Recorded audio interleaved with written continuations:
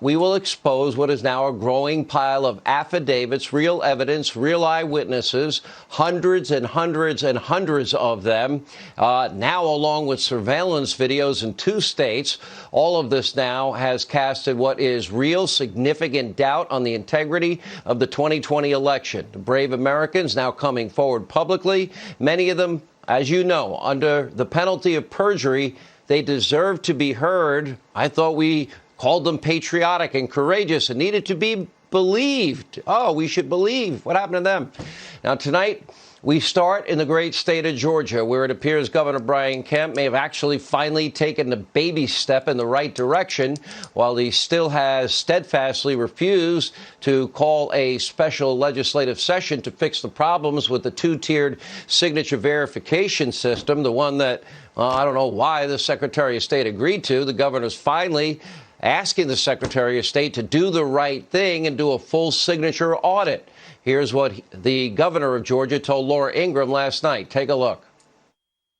You know, I called early on for a signature audit. Obviously, the Secretary of State, per the laws and the Constitution, would have to order that. He has not done that. I think it should be done. I think, especially with what we saw today, it raises more questions. There needs to be transparency on that. I would again call for that, and I think in the next 24 hours, hopefully we'll see a lot more from the hearings that the legislature had today, and we'll be able to look and see what the next steps are. All right, despite all of the evidence of really serious flaws in the entire signature matching process and suspicious surveillance video on election night, by the way, Governor, call the legislature into special session. Fix it before January 5th. Georgia's Secretary of State still recertifying the election results despite all of the serious unanswered questions about what happened in Fulton County, despite 2 separate signature verification systems. It gets worse because Georgia's election implementation manager, Gabriel Sterling, is, well, just dismissing the explosive new video evidence, trying to claim there was nothing odd at all. Now, about the video that we showed you last night, showing that shortly after, observers, and there are about 100 of them, have all said they were asked to leave the room on election night in Fulton County. Several large, mysterious suitcases believed to be filled with ballots, were told by people there were filled with ballots, rolled out from under a table in the State Farm Arena. And the same election official claims that poll workers weren't sent home at all. That directly contradicts the affidavits under the penalty of perjury and video evidence and reports from election night itself. For example, look at this tweet from ABC News on election night reading, the election department sent the ballot counters at the State Farm Arena in Atlanta home at 10:30 p.m. In response, the chairman of the Georgia Republican Party tweeted out, quote, our Georgia Secretary of State and crack team are busily investigating whether or not Fulton County election officials sent our monitors home on election night, as if the question is actually in dispute. He's right. It is not in dispute. So do you trust your Secretary of State, Georgia? I don't. Where is his sense of fairness and urgency and the rule of law? Where are the actions to restore election integrity ahead of this important runoff? Where's his actions to have 1 signature verification system in the state, not 2? 1 easy one for mail-in ballots, 1 stringent one for day of voting. And keep in mind, less than 15,000 votes separate President Trump and Joe Biden in Georgia. And look at this new poll from the Trafalgar Group. That's Robert Cahaly, friend of this program, finding a majority of voters believe the presidential elections were compromised enough to change the outcome. And the issues, they're not just Georgia, as you know. Look out in Nevada. Margin razor thin. Nevada judge denying the campaign's request to block certification, but the campaign vowing to pursue all legal remedies. We'll have an exclusive reaction tonight from the lead attorney in Nevada straight ahead. Look at your screen. The campaign submitted 20 binders with 8,000 pages of evidence in just in Nevada alone.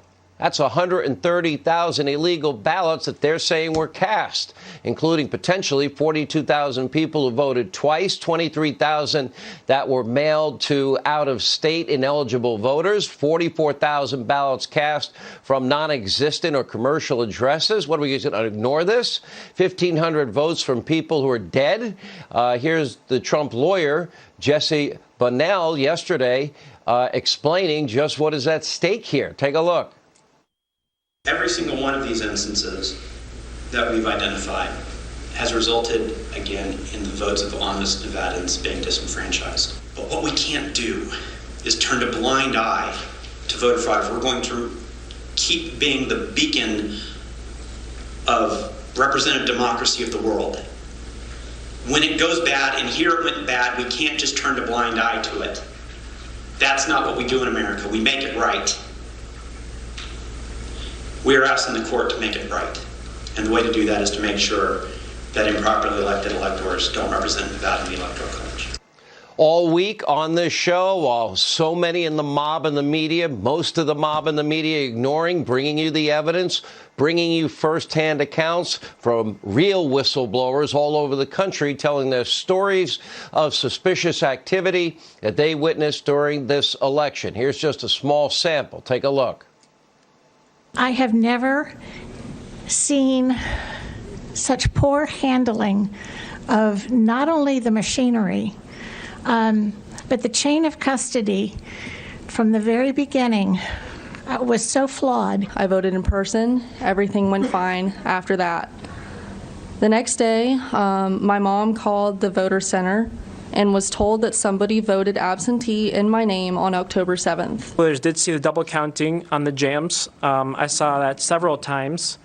They would take the ballots that were just scanned and just rescan them again. Something profoundly wrong occurred in Wisconsin during the presidential election, and the American people have a right to know about it. We have interviewed most of those people on the show. Truck driver, hundreds of thousands of ballots. He drove from Bethpage, Long Island, into Pennsylvania.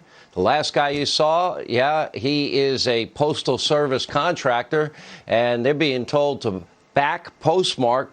In other words, lie on the postmark when it's November 4th, say it's November 3rd.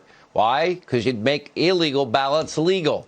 And tonight we're bringing you even more stories from very brave whistleblowers like Susie Voiles, a longtime poll worker, says she observed a box of 800 ballots during the Georgia audit that were in pristine condition, calling them starkly different than the rest. And another election worker, Dana Smith, well, she's telling the Georgia legislature that the voting machines were stored in a way that is inconsistent with election law.